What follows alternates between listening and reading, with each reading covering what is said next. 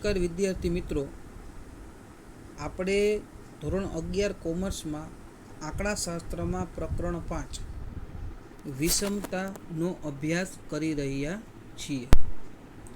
બાળકો, આપણે વિષમતામાં અત્યારે રીત નંબર 2 બાવલીની રીત છે એનો આપણે અભ્યાસ કરી રહ્યા છીએ. બાવલીની રીતમાં આપણે લાસ્ટ લેક્ચરમાં એક દાખલો અસતત આવૃત્તિ વિતરણનો જોયો અને એક દાખલો જે છે એ સતત આવૃત્તિ વિતરણનો જોયો. આજે મારે તમને એક વિશિષ્ટ દાખલો છે એ ગણાવવો છે જે તમારા પાઠ્યપુસ્તકનું ઉદાહરણ છે. હવે આ જે છે એ તમારા પાઠ્યપુસ્તકનું ઉદાહરણ નંબર 14 છે. રકમ ખાસ સમજજો કે વર્ષ 2014-15માં 500 કંપનીના વેચાણ અંગેની માહિતીના આવૃત્તિ વિતરણ પરથી યોગ્ય વિષમતાંક નક્કી કરો. યોગ્ય વિષમતાંક નક્કી કરો એટલે તમને ચોખવટ નથી કરી કે તમારે કાર્લ પિયર્સનની રીતનો ઉપયોગ કરવાનો છે કે બાવલીની રીતનો ઉપયોગ કરવાનો છે. હવે એ આપણે નક્કી કરી શકીએ આવૃત્તિ વિતરણ જોઈને. કઈ રીતે હું તમને સમજાવું. તમે વેચાણ જુઓ તો 4 થી ઓછું, પછી 4 થી 7, 7 થી 10, 10 થી 13, 13 થી 16, 16 થી 20 અને 20 કે તેથી વધુ. એટલે આને ખુલ્લા છેડાવાળું આવૃત્તિ વિતરણ કહેવાય. યાદ રાખજો બાળકો, જ્યારે ખુલ્લા છેડાવાળું આવૃત્તિ વિતરણ એટલે કે એકમાં ઉર્ધ્વ સીમા ન આપેલી હોય અને એકમાં અધઃ સીમા અથવા તો બેમાંથી કોઈ પણ એક આપેલું ન હોય. અહીંયા તમે જુઓ તો 4 થી ઓછું, પછી આગળ કંઈ કીધેલું નથી. છેલ્લા વર્ગમાં જુઓ તો 20 કે તેથી વધુ, પછી આપણને આગળ કંઈ કીધેલું નથી કે એ વર્ગ ક્યાં સુધી સમાવિષ્ટ છે. તો આવા આવૃત્તિ વિતરણને ખુલ્લા છેડાવાળું આવૃત્તિ વિતરણ કહેવાય. અને જ્યારે આવું ખુલ્લા છેડાવાળું આવૃત્તિ વિતરણ હોય ત્યારે હંમેશા બાવલીની રીતથી જ વિષમતા શોધવાનું હોય. આ ખાસ યાદ રાખજો. આ વસ્તુ માટે થઈને જ આ ઉદાહરણ છે એ મેં તમને કમ્પ્લીટ કરાવવાનું વિચારેલું છે. તો હવે તો આપણે કંઈ ઝાઝું વિચારવાનું નથી, કારણ કે આપણે બાવલીની પદ્ધતિથી વિષમતા અને વિષમતાંક શોધવો હોય તો આપણે પ્રથમ ચતુર્થક એટલે Q1, મધ્યસ્થ અને તૃતીય ચતુર્થક જે ત્રણેય આપણને મેળવતા આવડે છે. સૌથી પહેલાં તો આપણે કોષ્ટકને ઊભું લખી નાખીએ. આપણા નિયમ મુજબ આપણે સૌથી પહેલી કોલમ બનાવીએ છીએ સંચય આવૃત્તિની. 26 ના 26 એમનેમ, 26માં 119 ઉમેરીએ તો 145, એમાં 198 ઉમેરીએ તો 343, એમાં 86 ઉમેરીએ તો 429, એમાં 39 ઉમેરીએ તો 468, એમાં 20 ઉમેરીએ તો 488 અને એમાં 12 ઉમેરીએ તો 500. એટલે સંચય આવૃત્તિની કોલમ આપણી તૈયાર થઈ જાય. હવે આપણે બાવલીની રીત માટે સૌથી પહેલાં તો પ્રથમ ચતુર્થક એટલે Q1ની જરૂર પડશે. Q1નું આપણું સૂત્ર છે n/4. n બરાબર આવૃત્તિઓનો સરવાળો 500 છે. 500 ભાગ્યા 4 એટલે 125 થાય. 125 છે એ 4 થી 7ના વર્ગમાં સમાવેશ થાય, કારણ કે સંચય આવૃત્તિમાં જુઓ તો 125 છે એ 145માં સમાય. એટલે એની સામેનો વર્ગ કયો છે? 4 થી 7.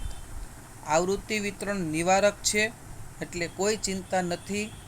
L બરાબર 4, CF એટલે ઉપરની સંચય આવૃત્તિ 26, F એટલે સામેની આવૃત્તિ 119, C એટલે વર્ગ લંબાઈ આપણે લેવાની થશે 4 થી 7 એટલે 4, 5 અને 6 એટલે વર્ગ લંબાઈ થશે 3. હવે આપણે Q1 માટે સૂત્ર મૂકીએ તો Q1નું મોટું સૂત્ર થાય L plus n/4 minus CF/F ગુણ્યા C. n/4ની કિંમત આપણી પાસે છે 125. L બરાબર કેટલા છે?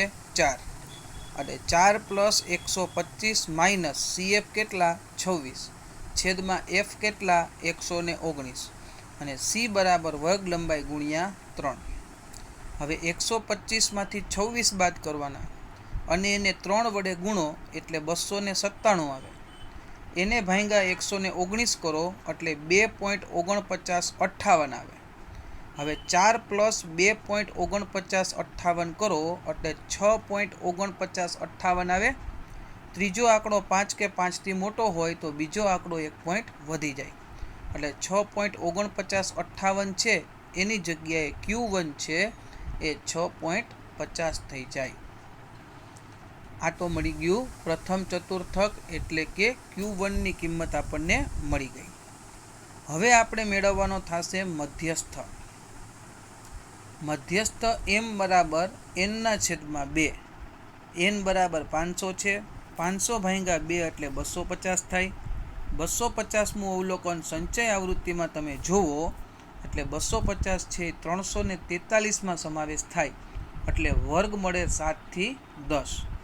એટલે તમે વિચારો તો CF એટલે ઉપરની સંચય આવૃત્તિ 145, F એટલે મધ્યસ્થ વર્ગની આવૃત્તિ 198 બરાબર અને C બરાબર 3 છે જ. હવે આપણે મધ્યસ્થનું મોટું સૂત્ર મૂકીએ અને મધ્યસ્થ મેળવીએ. મધ્યસ્થનું મોટું સૂત્ર આપણી પાસે છે m બરાબર L plus n/2 minus CF/F ગુણ્યા C. L બરાબર 88/7, n/2ની કિંમત આપણી પાસે છે 250 એટલે CF માઇનસ કરીએ 145/F બરાબર 198. C બરાબર વર્ગ લંબાઈ ગુણ્યા 3. 250માંથી 145 બાદ કરીએ એટલે 105 મળે. 105 ગુણ્યા 3 કરીએ એટલે 315 મળે. 315ને 198 વડે ભાંગીએ એટલે 1.5909 મળે. એટલે 1 પ્લસ 5909 વત્તા 7 કરીએ એટલે આપણને મળશે 8.5909.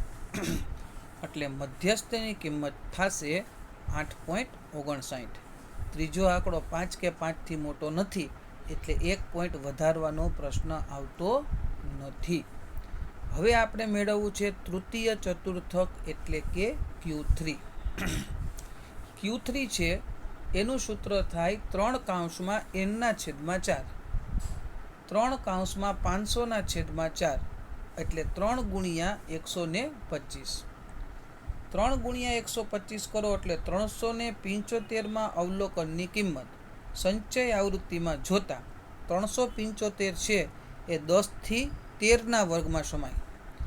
એટલા માટે આપણી પાસે L બરાબર 10 થાય. પછી 3/n/4ની કિંમત 375 થાય. CF એટલે ઉપરની સંચય આવૃત્તિ 343, F એટલે જે તે વર્ગની સામેની આવૃત્તિ 86 અને C બરાબર વર્ગ લંબાઈ કેટલી થાય 3 થાય. Q3 બરાબર 10 પ્લસ 375 એમાંથી 343 બાદ કરવાના એટલે 32 મળે. 32 ગુણ્યા 3 કરો એટલે 96 મળે. 96 ભાગ્યા 86 કરો એટલે 1.1163 મળે. 1.1163 ને 10માં ઉમેરો એટલે 11.1163 મળે. ત્રીજો આંકડો છે એ 5 કે 5થી મોટો હોય તો બીજો આંકડો 1 પોઈન્ટ વધી જાય એટલે 11.11ના બદલે 11 પોઈન્ટ શું થઈ જાય 12. તો હવે બાળકો આપણને આપણા 3 ચલ મળી ગયા. Q1 ગોતી લીધો, મધ્યસ્થ ગોતી લીધો અને તૃતીય ચતુર્થક એટલે કે Q3ની કિંમત છે એ પણ આપણે મેળવી લીધેલી છે. તો હવે આપણે વિષમતાંક શોધવાનો છે. વિષમતાંક જે શોધવા માટેનું સૂત્ર Q3 plus Q1 minus 2m છેદમાં Q3 માઇનસ Q1. Q3 11.12 વત્તા Q1 6.5 માઇનસ 2 ગુણ્યા મધ્યસ્થ 8.59 છેદમાં Q3 minus Q1. Q3 11.12 minus Q1 6.5 11.12 અને 6.5નો સરવાળો કરો એટલે 17.62 મળે, માઇનસ 8.59 ગુણ્યા 2 કરો એટલે 17.18 મળે. છેદમાં જો તમે જુઓ તો 11.12માંથી 6.5 બાદ કરો એટલે 4.62 મળે. અંશમાં બાદબાકી કરતાં 0.44, છેદમાં તો 4.62 છે જ, એટલે 0.0952. પણ આપણા નિયમ મુજબ ત્રીજો આંકડો 5 કે 5થી મોટો હોય તો બીજો આંકડો છે એ 1 પોઈન્ટ વધી જાય. એટલે વિષમતાંક જે બરાબર 0.09ની જગ્યાએ શું થઈ જશે? 0.10 એ થઈ જશે. તો આ એક એવો દાખલો હતો કે જેમાં આપણને ફક્ત એવું જ કહેવામાં આવેલું હતું કે યોગ્ય પદ્ધતિ વડે વિષમતાંક શોધો. આવૃત્તિ વિતરણ ખુલ્લા છેડાવાળું હતું. જ્યારે પણ ખુલ્લા છેડાવાળું આવૃત્તિ વિતરણ હોય ત્યારે હંમેશા બાવલીની રીતનો ઉપયોગ કરીને જ આપણે દાખલો ગણવાનો છે. આ વસ્તુ આપણા મગજમાં ફિટ કરીને રાખવાની છે. આવો જ એક હજી વિશિષ્ટ દાખલો છે જે તમારા પાઠ્યપુસ્તકમાં સ્વાધ્યાય 5.2માં બીજો દાખલો છે. ખાસ સમજો, હું રિપીટ કરું છું, સ્વાધ્યાય 5.2 એનો દાખલા નંબર 2 છે. એમાં 100થી ઓછા, 300થી ઓછા, 500થી ઓછા, 700થી ઓછા, છેલ્લે સુધી થી ઓછા થી ઓછા થી ઓછા એવું શબ્દ આપેલો છે. એનો મતલબ એવો થયો કે આવૃત્તિ વિતરણ જે છે એ થી ઓછાવાળું આવૃત્તિ વિતરણ છે. એટલે જ્યારે આવું આવૃત્તિ વિતરણ હોય ત્યારે તમારે પહેલાં તો મૂળ આવૃત્તિ વિતરણ બનાવવું પડે. હવે વિચારો તો 100થી ઓછા, 300થી ઓછા, 500થી ઓછા, 700થી ઓછા, એટલે બધા વચ્ચે તફાવત 200નો છે. એટલે એક વસ્તુ તો ફાઇનલ થઈ ગઈ કે જે કોઈ પણ આવૃત્તિ વિતરણ બનશે એ આવૃત્તિ વિતરણમાં વર્ગ લંબાઈ છે ને એ 200ની હશે. હવે શરૂઆત ક્યાંથી થાય છે? 100થી. બરાબર? તો હું તમને આવૃત્તિ વિતરણ બનાવતા શીખડાવું છું. અહીંયા ધ્યાન આપીએ. 100થી ઓછા એની આવૃત્તિ કેટલી થશે? 0. પછી 100થી 300 એની આવૃત્તિ 6. બરાબર? પછી 16 છે તો 16માંથી 6 જાય તો કેટલા મળે? 10. પછી 19માંથી 16 જાય તો કેટલા મળે? 3. પછી 23માંથી 19 જાય તો કેટલા મળે? 4. પછી 27માંથી 23 જાય તો કેટલા મળે? 4. અને 31માંથી 27 જાય તો કેટલા મળે? 4. સમજાય છે? ફરીથી રિપીટ કરી દો. 100થી ઓછી એની સામે તો આવૃત્તિ 0 જ થઈ જાય. પછી તમે 100થી 300નો વર્ગ બનાવો ત્યારે બીજી સંખ્યામાંથી પહેલી સંખ્યા બાદ થાય. કેવી રીતે?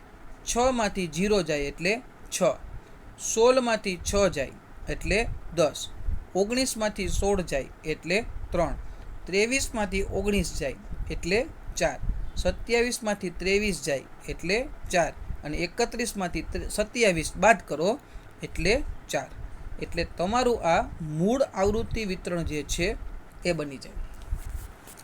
કુલ આવૃત્તિઓનો સરવાળો n બરાબર કેટલા? 31. એ જે છેલ્લે તમને આપેલું હોય એ સંખ્યા તમને મળી જવી જોઈએ. શેમાં?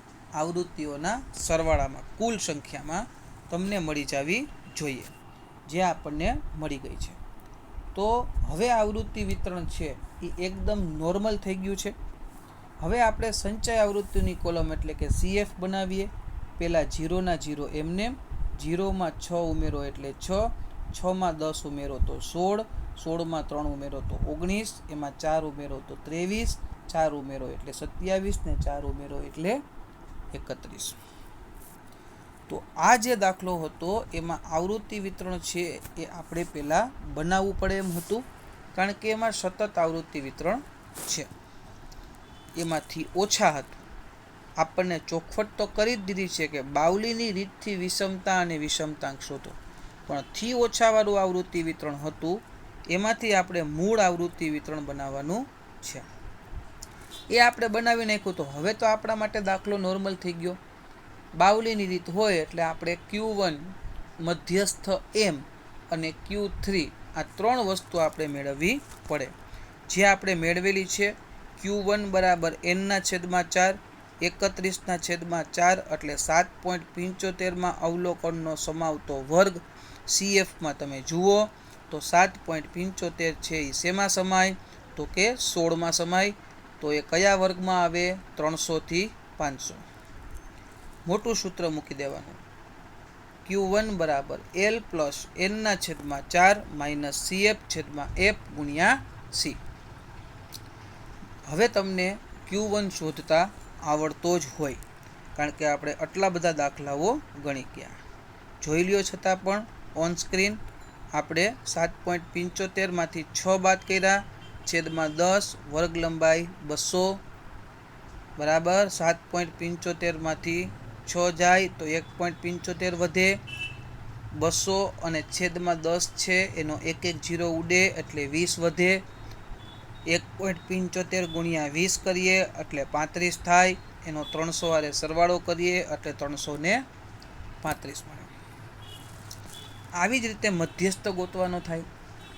મધ્યસ્થ M બરાબર n/2 31/2 એટલે 15.5. આપણે સંચય આવૃત્તિમાં જોવા જઈએ તો 15.5 છે એ પણ પાછા 16માં જ સમાવેશ થાય, એટલે વર્ગ 300 થી 500 જ થાય. એમાં કોઈ પ્રકારનો ફેરફાર થાય નહીં. એટલે L બરાબર અધઃસીમા 300, CF એટલે ઉપરની સંચય આવૃત્તિ 6, F બરાબર સામેની આવૃત્તિ 10 અને વર્ગ લંબાઈ C બરાબર 200. હવે આપણને મધ્યસ્થ મોટા સૂત્રનો ઉપયોગ કરીને શોધતા આવડે છે. મેં તમને અહીંયા મધ્યસ્થ ગોતીને આપેલો છે. 300 પ્લસ 15.5 n/2 ની કિંમત, ઉપરની સંચય આવૃત્તિ 6, 1 0 ઉડી જાય એટલે 15.5 માંથી 6 જાય એટલે 9.5 ગુણ્યા 20 એટલે 190 ને 300માં ઉમેરો એટલે મધ્યસ્થ મળે 490.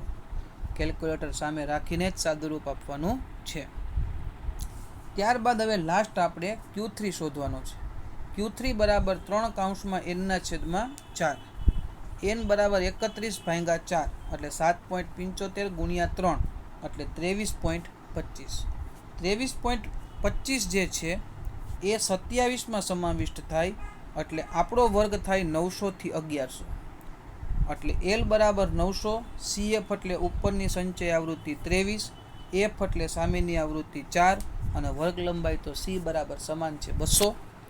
હવે આપણે Q3 નું મોટું સૂત્ર મૂકી દઈએ તો Q3 બરાબર L plus 3/n/4 minus CF/F ગુણ્યા C. સૂત્રમાં કિંમત કમ્પ્લીટલી આ ચલ મુજબ મૂકી દો અને એનું કેલ્ક્યુલેટર ઉપર સાદુરૂપ આપો એટલે ફાઇનલી તમને Q3 ની કિંમત છે એ 912.5 મળે. હવે આપણને Q3 મળી ગયો, મધ્યસ્થ મળી ગયો અને પ્રથમ ચતુર્થક એટલે Q1 ની કિંમત પણ આપણને મળી ગઈ. તો બાળકો હવે આપણે ફક્ત બાવલીની રીતના સૂત્રમાં કિંમત જ મૂકવાની છે, બીજું કંઈ કરવાનું રહેતું નથી. વિષમતા શોધવા માટેનું સૂત્ર Q3 plus Q1 minus 2M. Q3 મેળવીને લઈ આવ્યા 912.5 વત્તા Q1 335, 2 ગુણ્યા મધ્યસ્થ મેળવીને લઈ આવ્યા 490. 490 ગુણ્યા 2 એટલે 980. 912.5 અને 335નો પહેલાં સરવાળો 1247.5, એમાંથી 980 બાદ કરો એટલે 267.5 તમારા માટે વિષમતા થાય. ત્યાર પછી એવી જ રીતે વિષમતાંક Q3 plus Q1 minus 2M. તો Q3 plus Q1 minus 2M બરાબર તો SK જ થાય ને. તો SK ઉપર મેળવેલા જ છે 267.5, એ અહીંયા મૂકી દો. પાછી ખોટી મજૂરી કરવાની જરૂરિયાત રહેતી નથી. સમજાય છે શું બોલું છું? Q3 plus Q1 minus 2M જે અંશમાં છે એના બરાબર થાય શું? વિષમતા. તો એની જ કિંમત મૂકી દીધી 267.5 છેદમાં Q3 માઇનસ Q1 એટલે 912.5 માઇનસ 335. પછી બેનો ભાગાકાર કરી નાખો એટલે વિષમતા મળી જાય, વિષમતાંક 0.46. તો બાળકો અહીં આપણી કાર્લ પિયર્સન અને બાઉલીની જે રીત છે એ બંને રીતો કમ્પ્લીટ થઈ ગઈ. અહીંયા આપણું વિષમતા ચેપ્ટર છે એ મોટા દાખલાઓ બધાય કમ્પ્લીટલી પૂરા થઈ ગયા. બરાબર. જેટલા પણ દાખલાઓ સ્વાધ્યાય 5.1 અને 5.2 હતા, સ્વાધ્યાય 5માંથી પણ દાખલાઓ તમને હોમવર્કમાં આપેલા છે અને આપણે ગણેલા છે. એટલે આ પ્રકરણમાં મોટા દાખલાઓ કાર્લ પિયર્સન ને બાઉલીની રીતના બધા જ કમ્પ્લીટ થઈ ગયા છે. હવે પછીના નેક્સ્ટ લેક્ચરમાં આપણે સ્વાધ્યાયમાંથી વિભાગ સી અને વિભાગ ડીમાં જે ટૂંકા દાખલાઓ સ્વાધ્યાય 5માં આપેલા છે એનો આપણે અભ્યાસ કરીશું. ત્યાં સુધી આવજો.